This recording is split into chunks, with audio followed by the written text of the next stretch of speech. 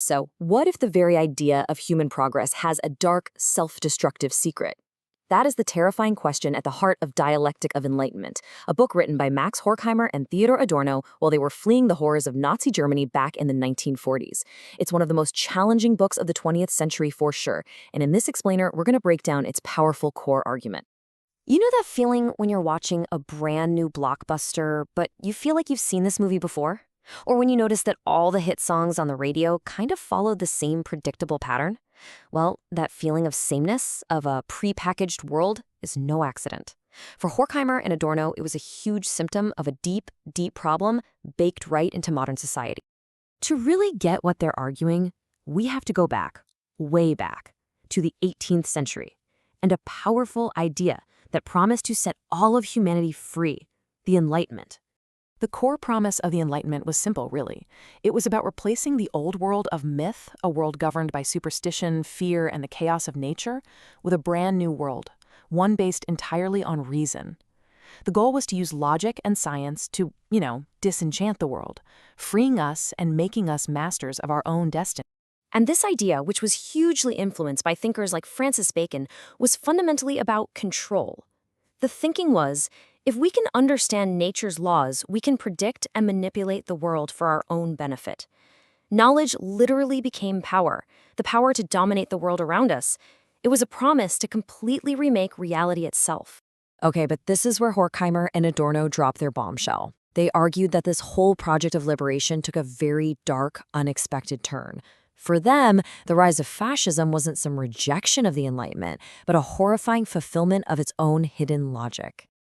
In its relentless, obsessive quest for total control, reason itself became a new, all-encompassing myth. It promised freedom, right? But what it created was a new kind of prison, a system that demanded total conformity, where anything that couldn't be measured, calculated, and controlled was seen as a threat. They called the engine of this new myth instrumental reason. Now, this isn't reason as a tool for seeking truth or understanding. No. This is reason reduced to a calculator, purely for efficiency and control. Under this logic, a forest isn't a living ecosystem. It's just cubic feet of timber. A lab animal isn't a living creature. It's a data point. And a person becomes a human resource to be managed. And this is where their argument gets really personal. Because that logic of domination, it didn't just stay pointed at the outside world. Before humanity could master external nature, it first had to master its own. To become these efficient, calculating beings, we had to suppress everything, spontaneous and messy and emotional inside ourselves. The goal became self-preservation, no matter the cost. So just like nature was turned into a resource to be exploited, our own unpredictable human instincts were disciplined and crushed by a cold, calculating mind. And this is the ultimate price. In a totally managed world, the individual is no longer a unique person with depth and complexity. Instead, you become a thing, a data point in a system, defined only by your function. Are you a success or a failure, an asset or a liability? Your entire value is just determined by how well you fit into the machine. So where do we see this logic of conformity and control most clearly in our daily lives? Well, Horkheimer and Adorno gave it a name that's now famous: the culture industry.